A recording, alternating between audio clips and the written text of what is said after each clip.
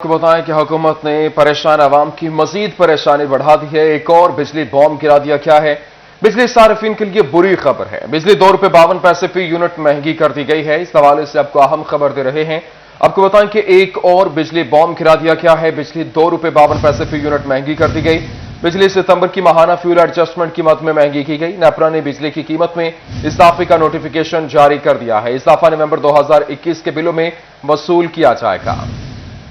आपको बताएं, हुकूमत ने परेशान आवाम को मजीद परेशानी बढ़ा दी। एक और बिजली बॉम्ब गिरा दिया गया। बिजली सारिफिन के लिए बुरी खबर। बिजली ₹2.52 फी यूनिट महंगी कर दी गई।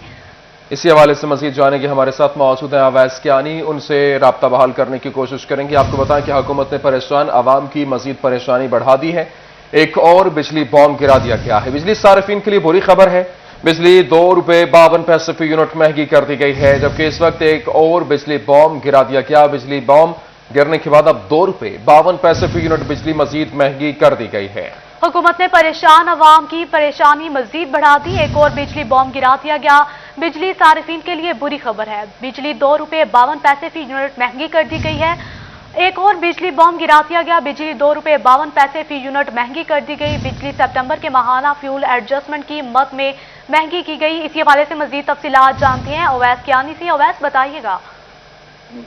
₹2.52 फी यूनिट जो है बिजली मजीद महंगी कर दी गई है। नेपरा ने बिजली की कीमत में इजाफे का बकाया तौर पर नोटिफिकेशन भी जो है वो जारी कर दिया है और यकीनी तौर पर जो इसके आवाम पर एक महंगाई का एक और बोझ पड़ेगा और सितंबर के माहाना फ्यूल प्राइस एडजस्टमेंट की मद में बिजली महंगी की गई है।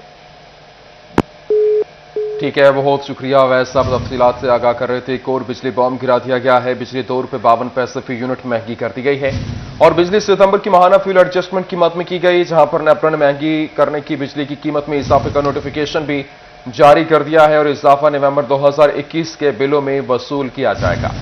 इंटरबैंक में डॉलर ₹1.04 महंगा हो गया। इंटरबैंक में डॉलर 171.55 रुपए की सतह पर पहुंच गया। इंटरबैंक में डॉलर ₹1.04 महंगा हो गया। इंटरबैंक में डॉलर 171.55 रुपए की सतह पर पहुंच गया। आपको बताएं कि इंटरबैंक में डॉलर की मजीद उड़ान जारी, जहां पर ₹1.04 मजीद महंगा हुआ है और इंटरबैंक में डॉलर ₹171.55 की सतह पर आ चुका है। इस वक्त आपको बता रहे हैं इंटरबैंक में डॉलर की जो उड़ान जारी है, जहां पर ₹1.04 मजीद महंगा हुआ है और इंटरबैंक में डॉलर ₹171.55 की सतह पर पहुंच चुका है। इस हवाले से आपको बता रहे हैं कि इंटरबैंक में डॉलर ₹1.04 महंगा हुआ है।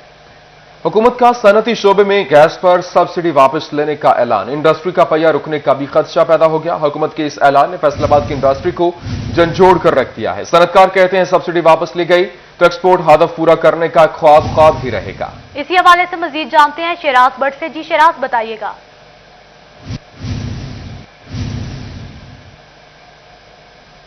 जी बिल्कुल, इस वक्त इतलात सुनने में ये आ रही हैं कि समरी बाकायदा तौर पर अरसाल कर दी गई है। वफाकी हुकूमत इसका फैसला करेगी कि जो गैस के ऊपर सब्सिडी गवर्नमेंट दे रही थी इंडस्ट्री को, उसको वापस लिया जा रहा है। क्या ये IMF की शराइत है? अगर ये सब्सिडी वापस हो गई तो इससे सनतकारों को, ख़ास तौर पर एक्सपोर्ट इंडस्ट्री को कितना धचका लगेगा? इस पर गुफ्तगू करने के लिए मेरे साथ आतिफ मुनीर मौजूद हैं, जो कि प्रेसिडेंट हैं Faisalabad chamber of commerce industry. उनसे बात करते जानते हो इस हवाले से क्या कहेंगे। आतिफ भाई, बताइएगा कि अगर ये सब्सिडी वापस होती है तो फिर उसके बाद जो है सनतकारों के लिए कितने बड़े चैलेंजेस होंगे और ऑर्डर्स को मीट करना और टेक्सटाइल इंडस्ट्री को घसीटना, एक्सपोर्ट का पहिया चलाए रखना कितना मुश्किल हो? बिस्मिल्लाहिर्रहमानिर्रहीम। देखिए शिराज, जो पाकिस्तान की इंडस्ट्री है वो किन बेस पे चल रही है, हमने पहले उसको देखना है कि इंटरनेशनल मार्केट में हमारा जो कंपटीशन है वो किन लोगों के साथ है और वहाँ पर गैस, बिजली और बाकी चीज़ों और टैक्सेस के क्या रेट हैं। मेरे हिसाब से इस वक्त जो हम इंडस्ट्री चला रहे हैं वो ये जो सब्सिडाइज गैस, सब्सिडाइज बिजली इंडस्ट्री को मिल रही है, ये बेसिक हमारा रॉ मटेरियल है जो सब्सिडाइज करके हमें मिल रहा है।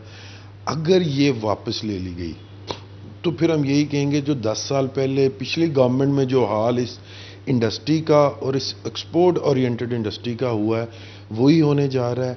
देखें, इस वक्त जो इंडस्ट्रियलिस्ट और एक्सपोर्टर है वो सस्ती गैस और सस्ती बिजली के बावजूद कंपटीशन नहीं कर पा रहा। जिस तरह हमारे मुल्क में यान और कॉटन की प्राइसेस बढ़ चुकी हैं ऑलरेडी अगर सेल टैक्स के रिफंड भी इसमें देख लिए जाएं, अगर वो इन टाइम पे ना मिलें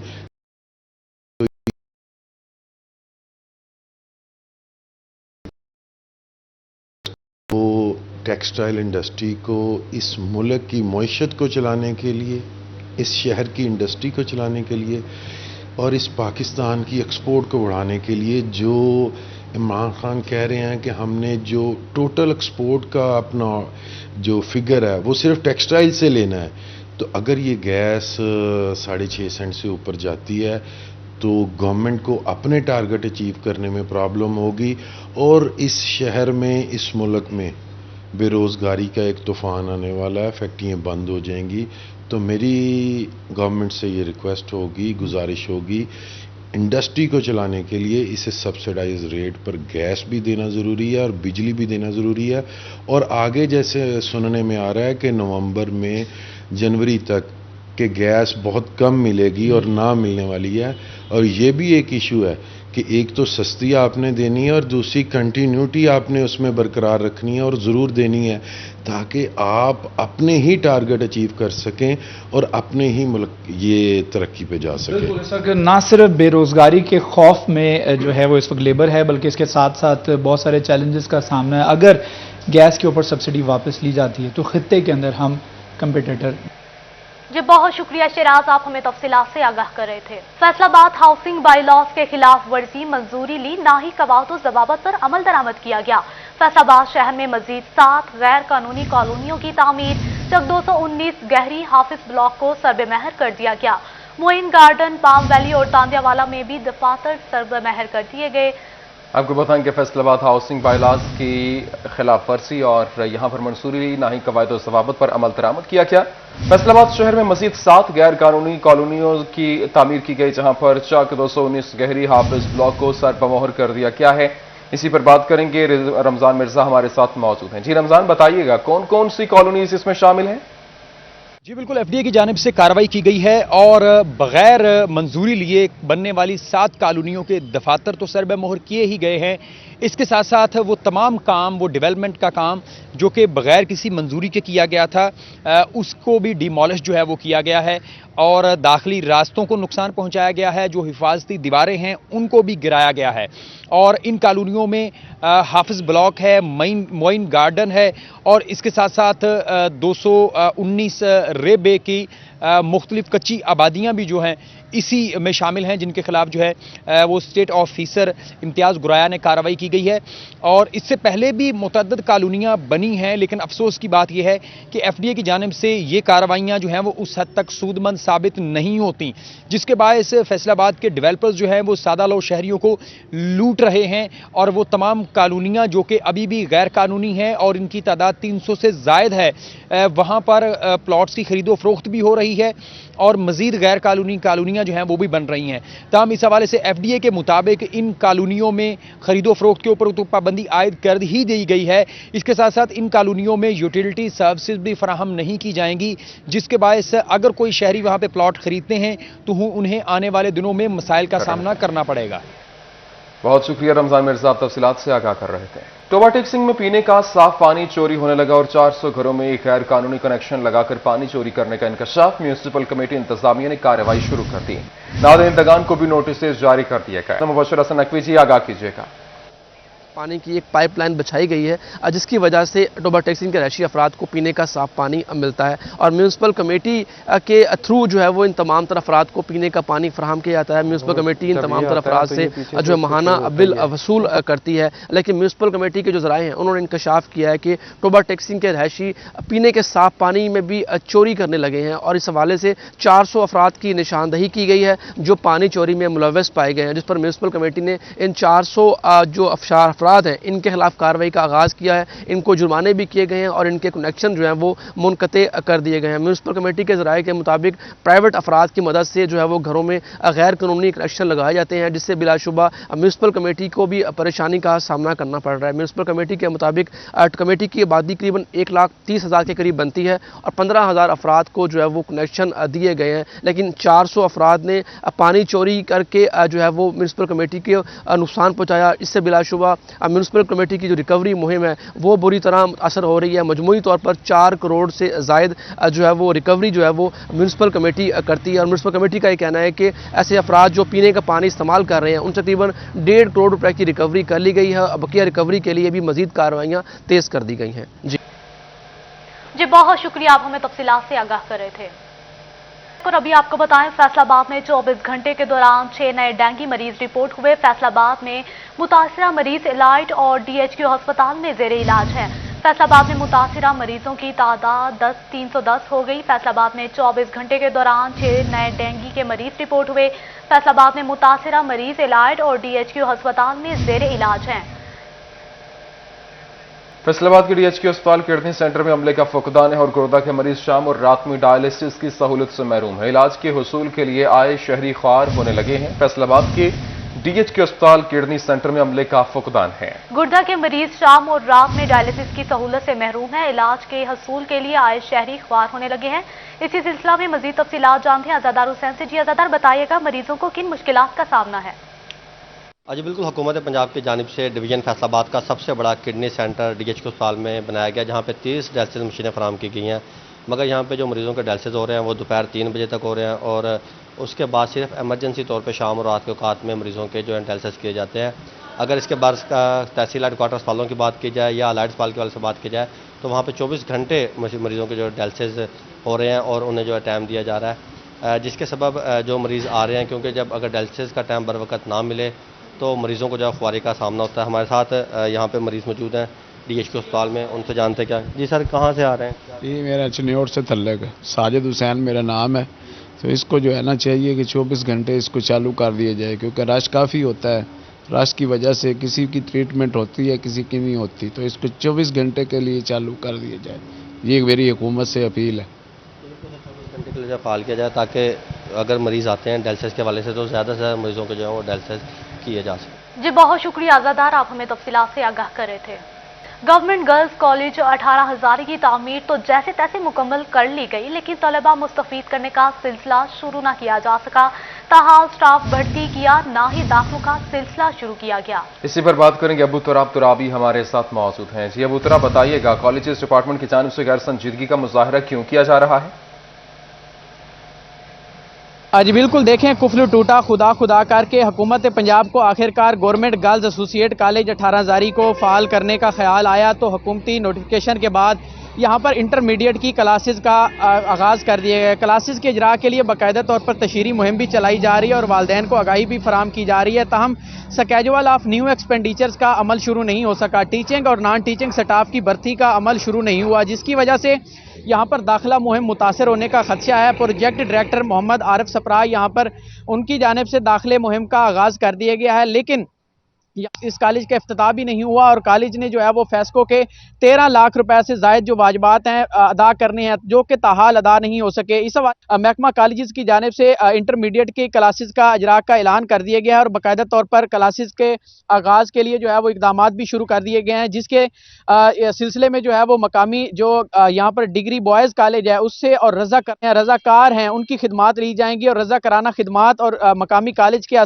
जो प्रोफेसर हैं, लेक्चरार्स हैं, उनकी खिदमत के जरिए यहाँ पर क्लासेस का इजरा किया जाएगा। ताहम कॉलेज में जो है वो ताहाल new schedule of new expenditures का इजरा नहीं हो सका, जिसकी वजह से दाखिला मुहिम जो है वो मुतासर होने का खदशा है। ये जो कॉलेज का मंसूबा है लीगी दौरे हुकूमत में। ठीक है, बहुत शुक्रिया, आप तफसीलात से आगाह कर रहे थे। 6 साल बाद फाल होने वाले गवर्नमेंट गर्ल्स एसोसिएट कॉलेज में स्टाफ की ताहाल भर्ती का अमल शुरू नहीं हो सका। Deputy director colleges Naeem Lashari साहब से बात कर लेते हैं। सर बहुत शुक्रिया सिटी 41 के लिए वक्त देने का। बताइएगा कॉलेज में दाखिला मुहिम शुरू कर दी गई, ताहम स्टाफ की भर्ती नहीं की गई, क्या कहेंगे? साल से एडमिशन होने हैं, अभी कोई इसका स्टाफ नहीं भर्ती नहीं करना, गवर्नमेंट ने CTI देने हैं। जो बाकी हैं वो हमारे अभी मेल कॉलेज से हमने उसको हम कहते हैं स्टॉप कैप अरेंजमेंट के साथ वो हमने करने हैं और इसका तकरीबन जो है वो नेक्स्ट वीक जो है वो कोई हम इसका कर रहे हैं इफ्तिताह वगैरह भी। और बाकी जो है वो इस साल क्योंकि गवर्नमेंट ने इसके ऑर्डर कर दिए हैं कि इनको चलाना है, अभी इसकी रहती है वो जो है ना बिजली के पैसे गवर्नमेंट की तरफ। बिजली के कितने वाजिबात तकरीबन वो तकरीबन कोई है 13-14 लाख के जो है ना वो और वाजिबात है जो बाकी रह गए। कुछ स्टाफ हम अपने साथ वाले कॉलेज से लेंगे, कुछ बच्चियां हमारे पास जो होती है ना वो एज ए वॉलंटियर भी। ठीक है, बहुत शुक्रिया। आप तो जो है वो अपना मौक़िफ़ दे रहे थे। फैसलाबाद सरगोदा रोड पर पुलिस कमर्शियल मार्केट का मंसूबा खटाई में पड़ गया और साबिक सीपीओ सोहेल चौधरी ने कमर्शियल मार्केट की समरी आईजी को अरसाल कर दी है, जबकि साबिक आईजी ने कमर्शियल मार्केट मंसूबे में दिलचस्पी का इजहार किया था और अफसरान के तब्दील होते ही मंसूबे के आगाज का काम भी ठप हो गया था। फैसलाबाद में सरगोदा रोड पर पुलिस कमर्शियल मार्केट का मंसूबा खटाई में पड़ गया। साबिक सीपीओ सोहेल चौधरी ने कमर्शियल मार्केट की समरी आईजी को अरसाल कर दी। मजीद जानते हैं तैयब मकबूल से। जी तैयब, बताइएगा। जी बिल्कुल, थाना सरगोदा रोड से मुल्हिका फैसलाबाद पुलिस की 34 कनाल जगह पर कमर्शियल मार्केट बनाने का मंसूबा साबिक सीपीओ फैसलाबाद सोहेल चौधरी की जानब से उसका आगाज़ किया गया था, मगर उनके तबादले के साथ ही ये मंसूबा सर्द खाने की नज़र हो चुका है। इसको खटाई में पड़ने के खदशात पैदा हो गए हैं। फैसलाबाद पुलिस की 34 कनाल जगह थाना सरगोदा रोड से मुल्हिका है, जहाँ पर 3 मंजिला कमर्शियल मार्केट बनाने की समरी आईजी पंजाब इनाम गनी को अरसाल की गई थी। चौथे फ्लोर पर हॉस्टल कायम करने का मंसूबा भी शामिल था। आईजी पंजाब इनाम गनी जो साबिक आईजी पंजाब थे, उनकी जानिब से इस मंसूबे में दिलचस्पी का इजहार किया गया था और फौरी तौर पर इसको मुकम्मल करने की हदायत भी जारी की गई थी। मैं इस वक्त उस जगह पर मौजूद हूँ। ये मेरा कैमरामैन आपको वो जगह दिखा सकता है कि ये 34 कनाल के लगभग जगह है जो फैसलाबाद पुलिस के नाम अलाट हो चुकी है। यहाँ पर कमर्शियल मार्केट 3 मंजिला बनने का मंसूबा था।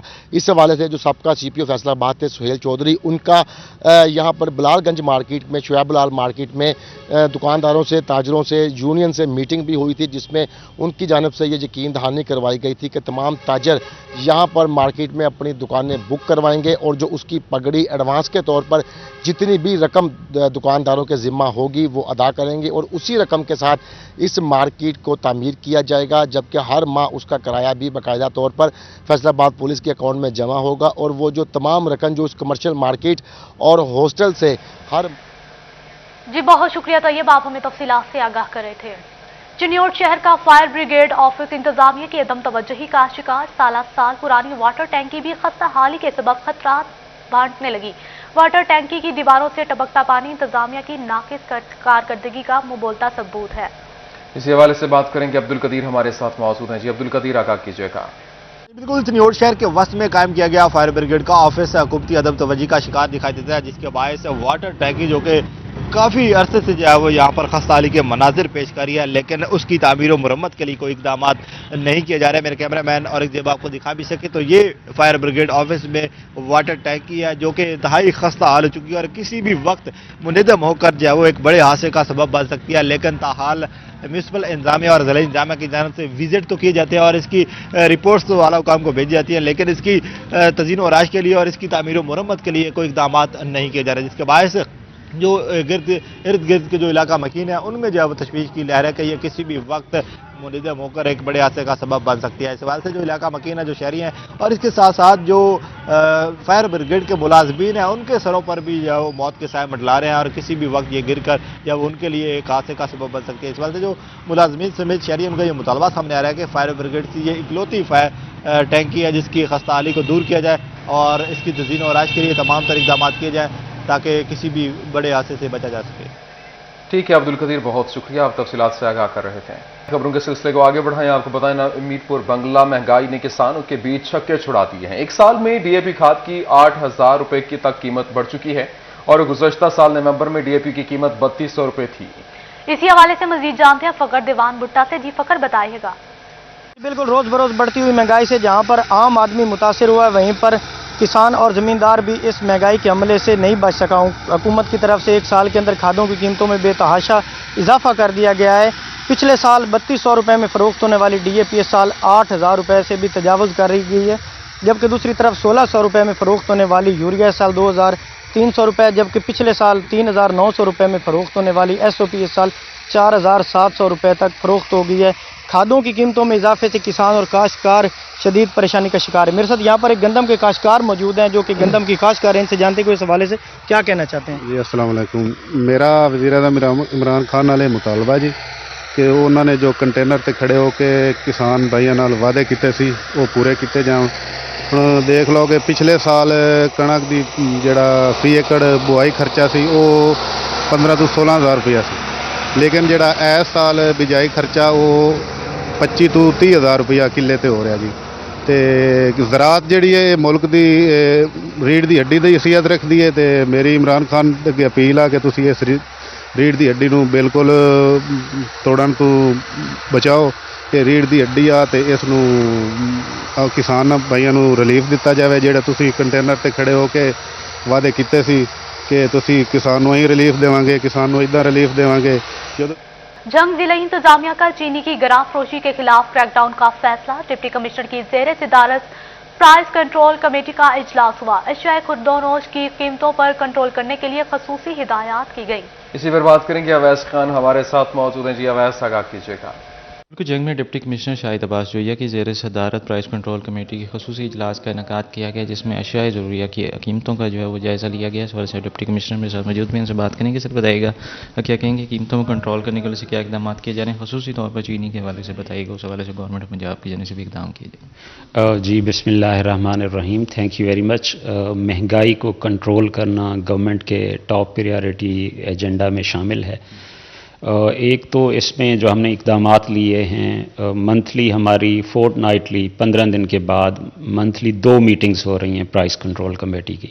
हम जो इसेंशियल कमोडिटीज़ हैं उनके रिवाइज रेट्स जो भी हैं वो तय कर रहे हैं। यहाँ पे आज भी उसी की मीटिंग थी, उसमें मोस्टली चीज़ें स्टेबल थी। सिर्फ जो ग्राम है हमारा चना जो है, चूँकि उसकी फसल अभी मार्च अप्रैल में आनी होती है, इम्पोर्टेड चना जो ऑस्ट्रेलिया न्यूजीलैंड से आता है वो भी दिसंबर में आना होता है, तो उसमें 4 से 5 रुपए जो है वो इंक्रीज़ हुआ है। बाकी चीज़ें स्टेबल हैं हमारी। साथ साथ और अभी आपको बताएं, नेशनल टेक्सटाइल यूनिवर्सिटी फैसलाबाद में इंटर डिपार्टमेंटल स्पोर्ट्स मुकाबले जारी हैं।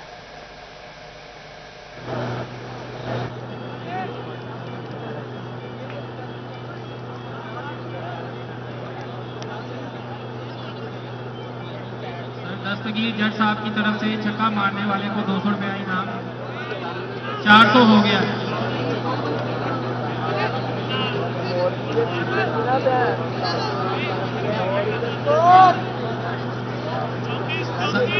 सर दस्तगीर साहब का अपनी सारी तनख्वाह 34 करोड़। सर दस्तगीर जज साहब की सारी तनख्वाह यहाँ पे लुटाने का फैसला। सर वेले भी चलेंगे।